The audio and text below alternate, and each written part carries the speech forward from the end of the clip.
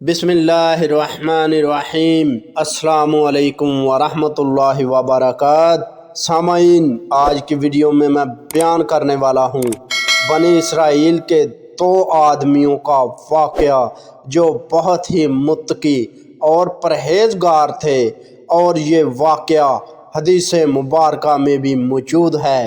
سامعین، سیدنا ابو ہریرہ رضی اللہ عنہ سے مروی ہے، نبی اکرم صلی اللہ علیہ وآلہ وسلم نے فرمایا، ایک آدمی سے گھر خریدا، خریدنے والے نے اس گھر کی زمین میں سونے سے بھرا ہوا ایک گڑھا پایا۔ وہ بیچنے والے سے کہنے لگا، بھائی یہ گڑھا تم لے جاؤ، میں نے تم سے گھر خریدا ہے، یہ سونا نہیں خریدا۔ اور بیچنے والا کہنے لگا، میں نے گھر بیچا، اس میں جو کچھ تھا وہ بھی بیچا۔ آخر دونوں جھگڑتے ہوئے ایک شخص یعنی سیدنا داؤد علیہ السلام کے پاس پہنچے اور ساری بات بتائی۔ سامعین، داؤد علیہ السلام نے فرمایا، تمہاری کوئی اولاد بھی ہے؟ ایک نے کہا، میرا ایک لڑکا ہے۔ تو دوسرے نے کہا، میری ایک لڑکی ہے۔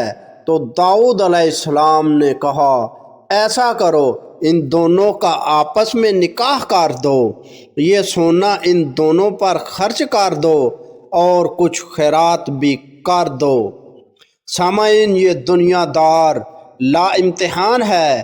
اس دنیا میں ہر انسان کی ہر حال میں آزمائش ہو رہی ہے۔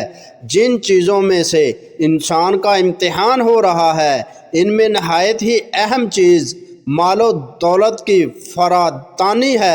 نبی اکرم صلی اللہ علیہ وآلہ وسلم نے فرمایا، ہر امت کی ایک آزمائش ہے اور میری امت کی آزمائش مال میں سے ہے۔ ترمذی شریف کی حدیث مبارکہ ہے۔ سامعین، ارشاد ربانی ہے، بے شک تمہارا مال اور تمہاری اولاد ایک آزمائش ہیں اور اللہ کے پاس بڑا اجر ہے۔ سامعین، فتنہ میں عام طور پر ایسی چیزوں سے آزمائش ہوتی ہے کہ دوسرے تو کیا، بسا اوقات خود مفتون کو بھی پتہ نہیں چلتا کہ وہ کن آزمائش میں پڑ چکا ہے۔ اللہ تعالیٰ مال اور اولاد میں آزمائش اسی طرح کرتا ہے کہ انسان فانی اور زائل ہونے والی چیزوں میں پھنس کر آخرت کی دائمی نعمتوں کو فراموش کر دیتا ہے۔ سامعین، مال کا معاملہ ایسا ہے کہ اللہ تعالیٰ نے ضروریات زندگی کو مال سے وابستہ کر دیا ہے۔ جس کے پاس زیادہ مال ہو وہ زندگی میں زیادہ آسودگی اور آسائش حاصل کر سکتا ہے۔ جس کے پاس مال کم ہے، اس کے تنگ دستی کے زیادہ امکانات ہیں۔ سامعین، بنی اسرائیل کے یہ دونوں انسان اس خزانے کو دوسرے کے سپرد کرنے پر مصر ہیں۔ کہیں یہ مال ایسا نہ ہو جس پر ان کا حق نہیں، اور اس مال نہ حق کی وجہ سے انہیں کوئی آخروی سزا بھگتنا پڑے۔ شک والی چیز کو چھوڑ دینا ہی تقوی ہے، چاہے اس شک والی چیز سے انسان کا کتنا ہی بڑا فائدہ کیوں نہ منسلک ہو۔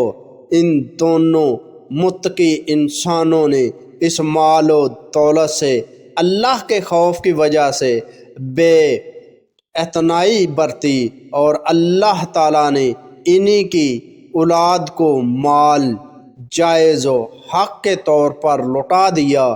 سامعین، ارشاد نبوی صلی اللہ علیہ وآلہ وسلم ہے، شبہ والی چیز کو چھوڑ کر وہ چیز اختیار کرو جو شک والی نہیں۔ دوستو، امید کرتا ہوں کہ آپ کو میری یہ ویڈیو پسند آئی ہوگی۔ اگر ویڈیو پسند آئی تو ویڈیو کو لائک کریں اور اپنے دوستوں کے ساتھ شیئر کریں، اور ایسی اچھی ویڈیو دیکھنے کے لیے ہمارا چینل مہربان وائس ٹی وی سبسکرائب کریں، اور اپنے بھائی اشفاق احمد کو اجازت دیجیے۔ اگلی ویڈیو تک کے لیے اللہ حافظ۔